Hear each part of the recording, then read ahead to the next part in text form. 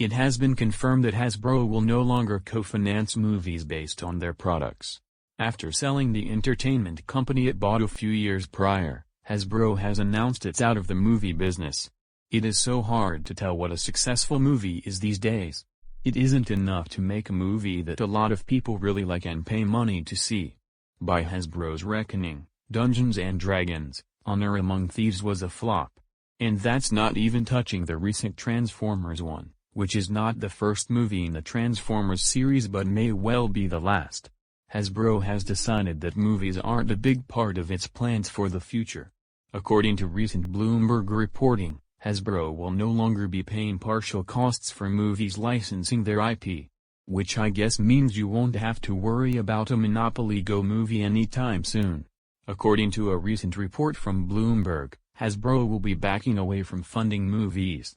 Anyone with a burning desire to make a Peppa Pig cinematic spectacular can pay for the privilege all by themselves. Hasbro CEO Chris Cox has said this is part of Hasbro's move to engage with its audience where they already are. We want to reach fans where they want to play, and increasingly that is through digital expressions of their favorite brands. Sorry, I don't think we'll be getting a sequel. While the phrase digital expressions of their favorite brands is perhaps the worst way to describe video and/or mobile games, it does seem to be the truth. Monopoly Go is a huge success for Hasbro, as is Baldur's Gate 3. We know that several as yet unannounced Dungeons & Dragons games are in the works.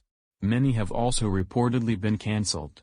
But, Cox's move to shift Hasbro to focus on digital expression seems to be overall good news for Wizards of the Coast. After all, Wizard of the Coast isn't just the Magic/Dungeons & Dragons company anymore. They are Hasbro's digital arm. That's why they got that fancy new logo a few years back and everything. So, with Hasbro moving more to games, you can be on the lookout for things like Digital Commander. And maybe, just maybe, Peppa's Gate 3.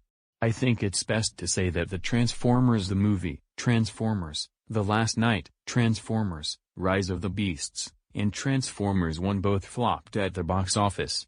They aren't say that movies won't be made from their products, just that they won't be co-financing them. In other words, they are changing their producer role on future films to be more of a pure IP licensing model.